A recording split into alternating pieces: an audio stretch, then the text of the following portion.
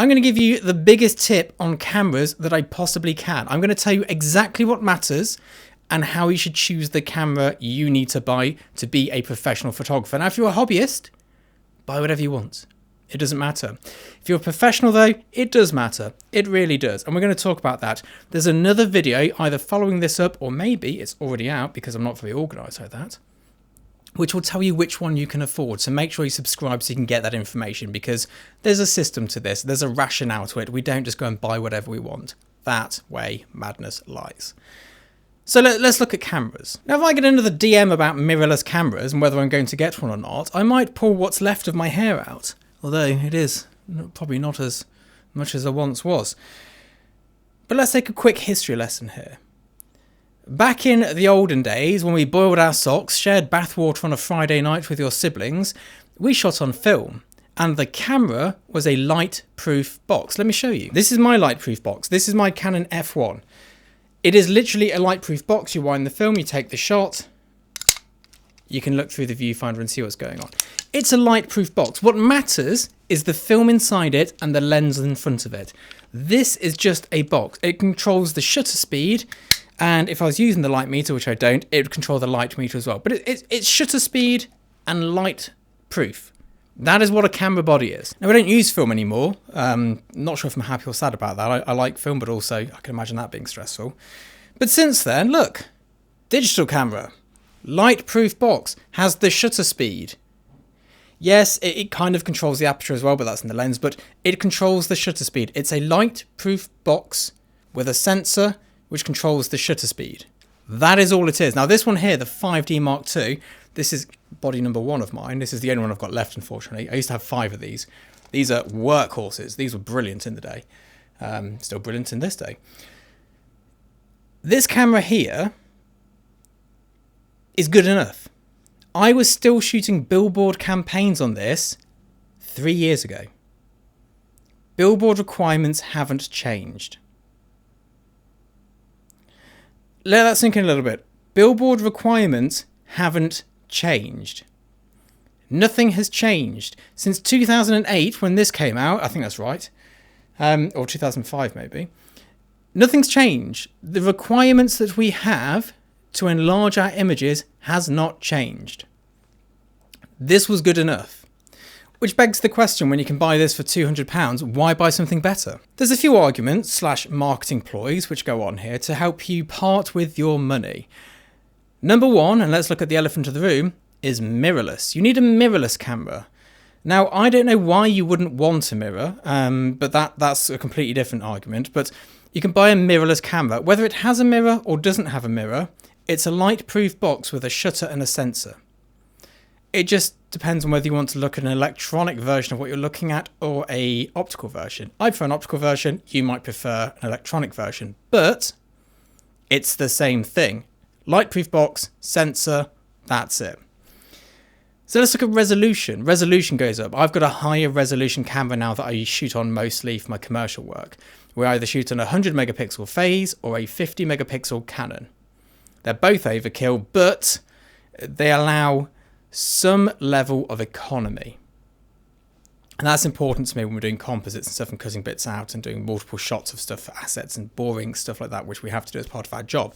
But it doesn't make a better final image, it just helps me get there. So we can add more resolution, but really 50 megapixels is probably the sweet spot because the 100 megapixel files are a nightmare. So 50 megapixels is probably what you're looking for in a box which is light proof with a shutter.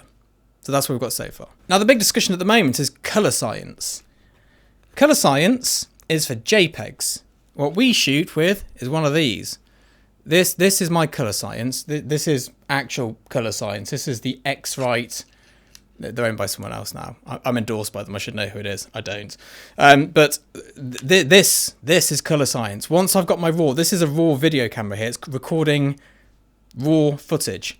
This here tells it what the colour should look like because I'm not letting Blackmagic decide my skin tone.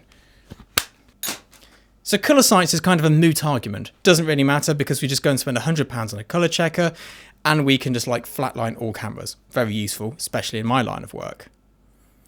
So what does matter? Like these are all the things that I'm rubbishing, but what actually matters? So the first thing we need is the highest bit rate we can buy. Now, bit rate is expensive to buy. Whether you've got 12-bit, 14-bit or 16-bit, the price jumps are astronomical. Now, Fuji have thankfully brought out a 100 megapixel 16-bit camera, which I think is 10 grand out of the gate. So that's a good entry level into that color science.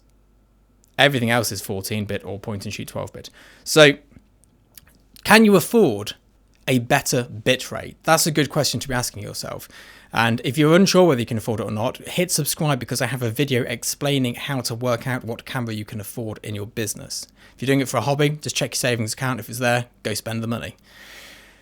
If it's a business, don't do that. It won't work out well for you. So bit depth is important. What else matters? Lens options. And these are lens options that you're actually going to buy. I have people going, well, I shoot Canon because they have the best lenses. So yeah, but you don't own them. So that's great saying they have the best lenses, but you're shooting on a kit lens. So that's not a good argument. It's the best lenses that you can afford. Now, for me, that doesn't matter because I shoot on a Cambo Actus. So I can put any lens on the front. I choose to put a 1970s manual Mamiya RZ67 50 secor and 90 secor lens on the front of it because they look how I want my images to look. Back in the day when I was starting out as a professional, I used to shoot a lot of environmental portraiture. So we had the Sigma Art 35 on a Canon 5D Mark II. This was literally my work setup. And you can see it's had a pretty hard life. But this was my work setup. So what lenses can you both afford, procure, and use in that system? And of course, the marketing people are saying, well, look, the new Canon mirrorless lenses. I talk about Canon because I use Canon, so I know it well. They're sharper than the old lenses. But who's going to see this sharper image? Who's going to see this higher resolution? It's not the people watching the bus go by with the advert on it. It's not those people sat at the bus stop looking at the 6-sheet down the side. They don't see that. So what is it you really need? What is it you really need as a photographer? And it will differ from person to person. If you're shooting weddings, you're probably going to want a mirrorless camera because it's like going back in time and using a Leica rangefinder, but digital, easier, and you can see exactly what you're getting. Brilliant purchase. If you work in a studio, probably if you're going for Canon, a 5DSR is the best bang for buck. Or maybe if you're going for medium format and you don't need live view, a P45 back on a phase 1 or a Mamiya with an 82.8. So it's all about working out exactly what it is you need, not what the marketing teams are ramming down your throat. Nobody needs a mirror removing unless they need silence when shooting. Nobody needs higher resolution unless they're having to make multiple crops to do particular types of printing.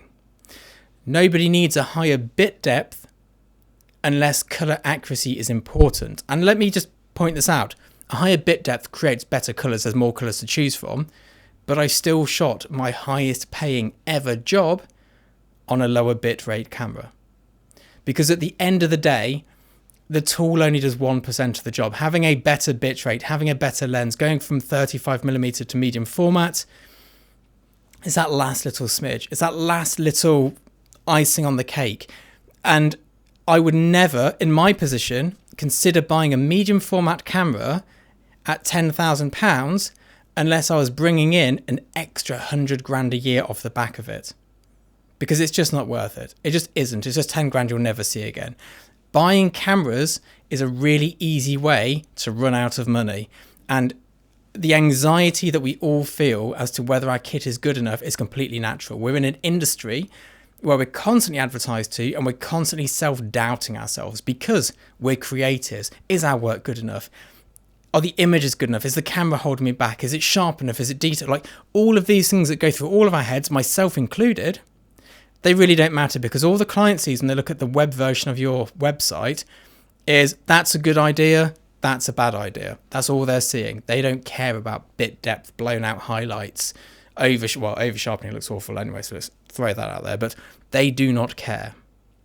Hopefully this information is of use to you. If you want more useful practical information on this, do hit subscribe. I'll see you all soon. Bye bye.